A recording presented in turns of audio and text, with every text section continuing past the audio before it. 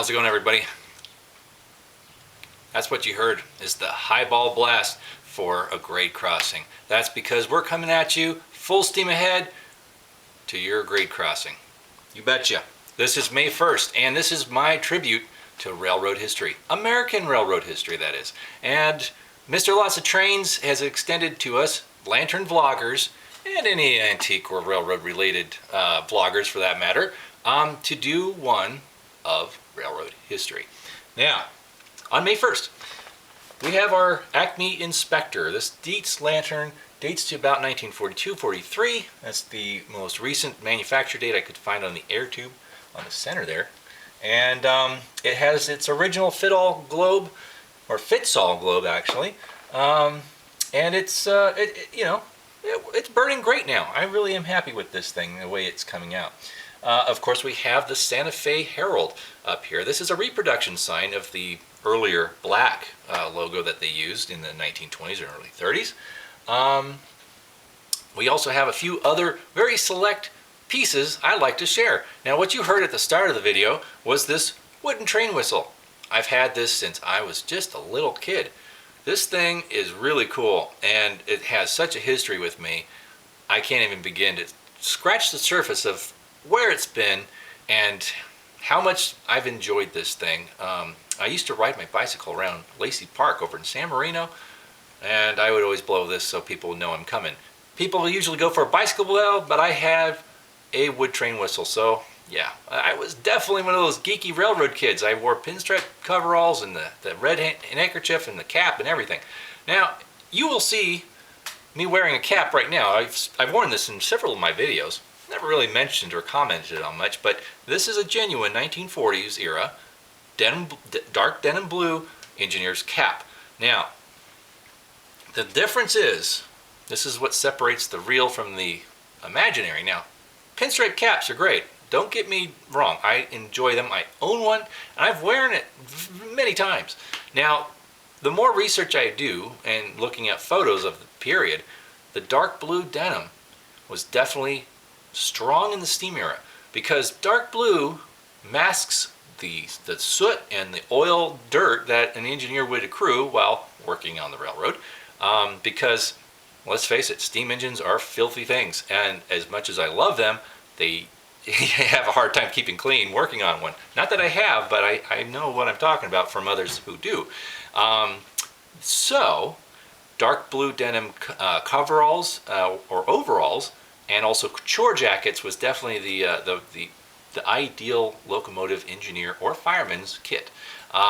We saw the pinstripe caps come around just at the brink of the diesel age, because since it was cleaner to run a diesel engine, guys started going back to the pinstripe caps.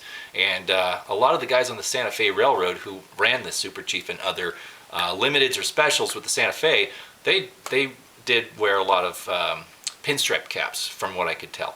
Anyhow, we have some cool things. Now this, I have some railroad linen. Now railroad linen does turn up ever so often.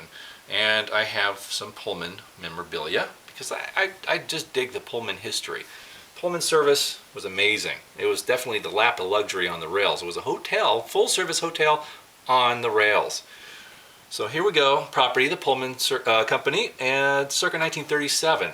To find dated Pullman towels is not as common as the run-of-the-mill undated ones.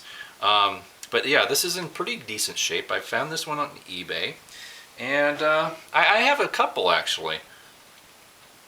Now the other piece I have to share is much older and much rarer.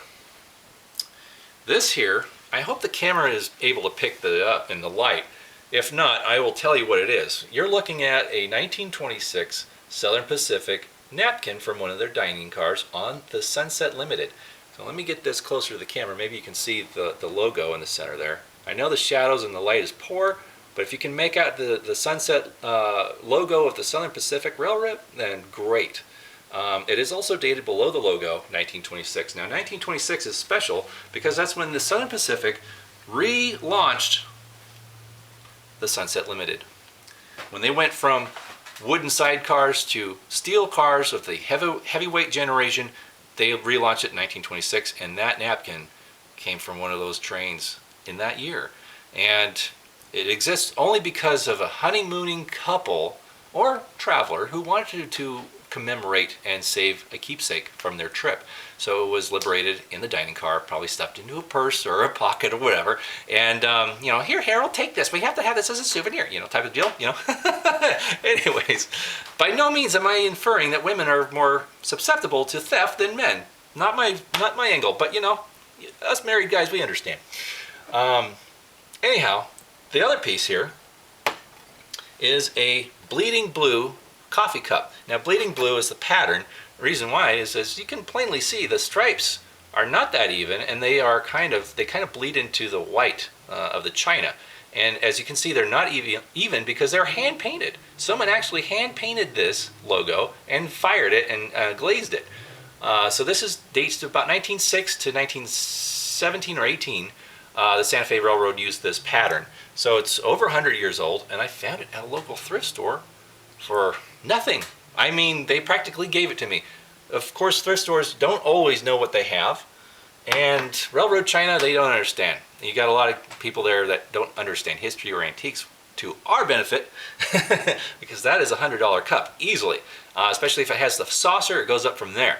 But anyways, I'm very lucky to have that. I have a few other pieces of railroad china that maybe I'll be sharing in the future if we do another railroad content. But anyways, yeah, good stuff. It's a nice Friday, and a lot of engineers did smoke pipes, and it was kind of a thing.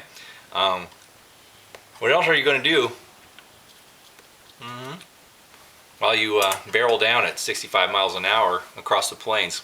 As long as everything's good, then of course they kind of just enjoyed something to pass the time. But anyhow, Mr. Ken, I hope this meets your approval. I hope the content is worthy to the expectations that maybe you have had or others have had since I made the announcements that I will be doing railroad content on May 1st.